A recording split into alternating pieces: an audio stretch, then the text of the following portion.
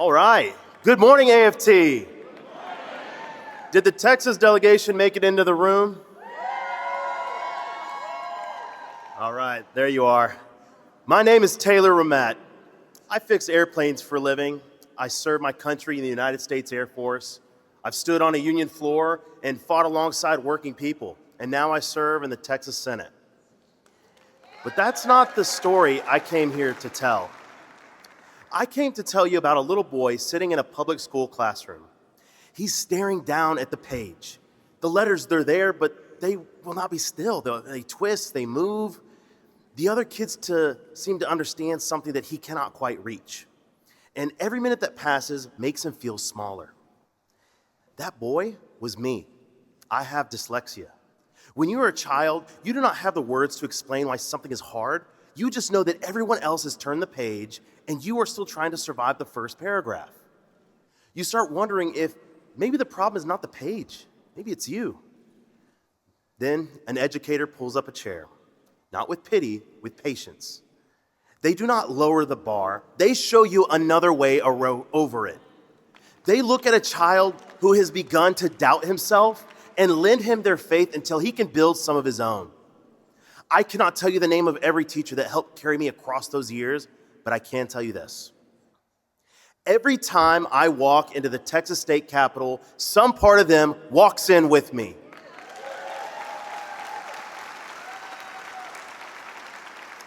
That is what educators do. You send pieces of yourself into futures you may never see. A student leaves your classroom and becomes a nurse who holds somebody's hand through the worst night of their life. A welder who builds something that outlasts a lifetime because you believed in them.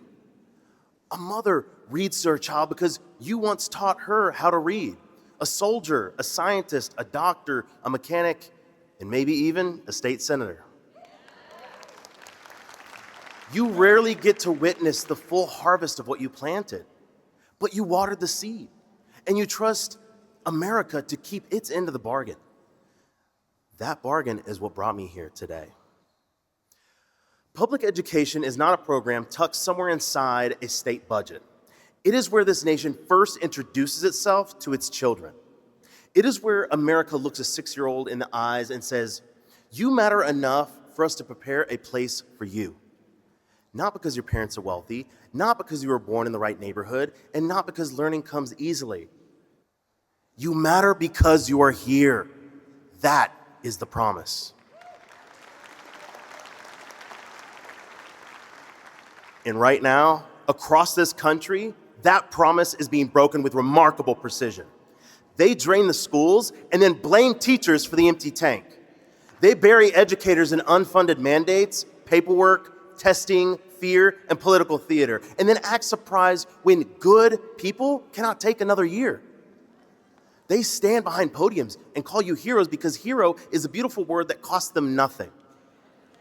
Then they go back to their state houses and capitals and refuse to pay you enough to live in the communities you serve. I am tired of gratitude being used as a substitute for justice. You cannot pay a mortgage with Teacher Appreciation Week. You cannot stock a classroom with thoughts and prayers. You cannot build the greatest public education system in the world by asking teachers to make a miracle out of whatever money is left over after the politicians finish rewarding their donors.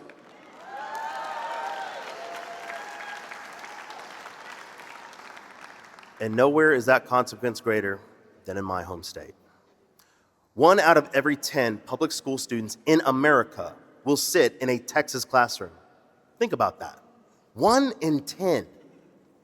When Texas fails at schools, America feels it. When a teacher leaves because the pay is too low, the burden is too high, and the disrespect has become too unbearable, the whole country loses something. When a child in Fort Worth, El Paso, Amarillo, or the Rio Grande Valley is denied the education they deserve, that's not a local tragedy. That's a national emergency arriving 20 years early.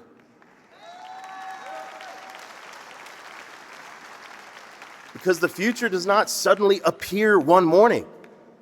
It's sitting in the classroom right now. It's raising its hand. It's struggling to read. It is acting out because it did not eat breakfast. It is quietly wondering whether anybody in this country has made a room for a child like them. And you are the person who answers. Day after day, you answer. Sometimes with a lesson plan, sometimes with a granola bar, sometimes by noticing that the loudest child in the room is hurting the most.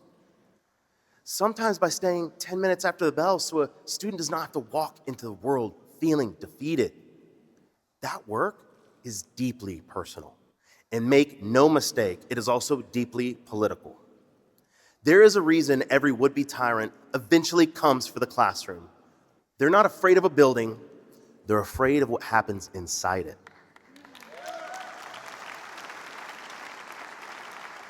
A child learns to read, and suddenly they can investigate the story they've been told. They learn history and discover that injustice is not inevitable. They learn science, and they understand that facts do not surrender because powerful people find them inconvenient. They meet children who do not look like them, pray like them, speak like them, or come from families like theirs, and they learn the democratic idea that no one is born more human than anyone else. That is what they fear. The moment a young person realizes that they are not merely a subject of history, but an author of it, that power begins in your classrooms. And some people would rather dismantle public education than allow every child to inherit it.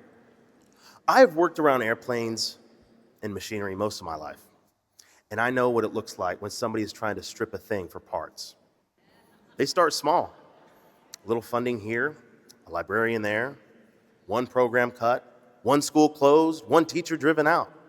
And then they hand what remains to the highest bidder and calls that destruction innovation. We know better.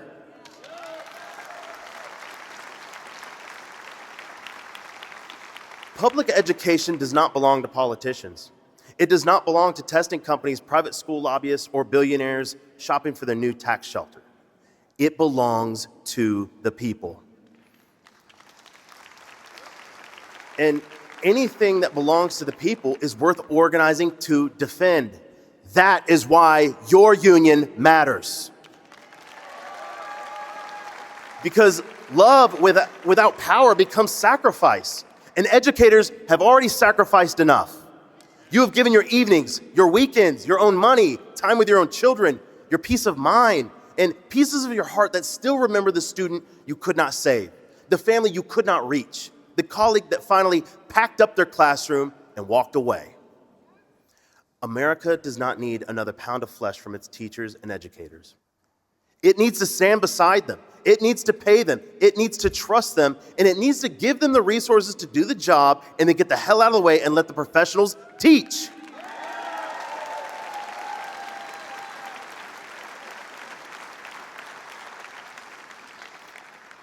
I stand before you today as a senator from the great state of Texas.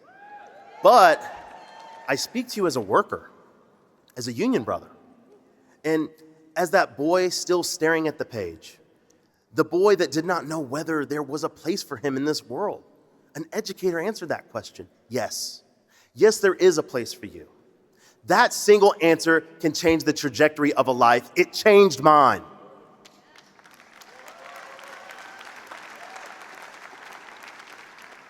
So when we fight for public education, we're not fighting to preserve the past. We're fighting for people we have not yet met.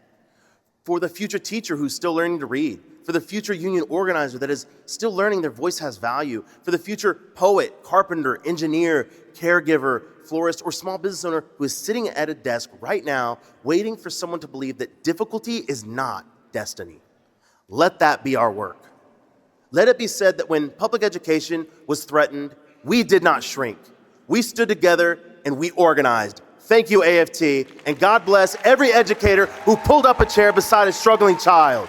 God bless the labor movement that stands beside those educators. And God bless the public schools that are teaching children every day that they belong in the story of America. Thank you.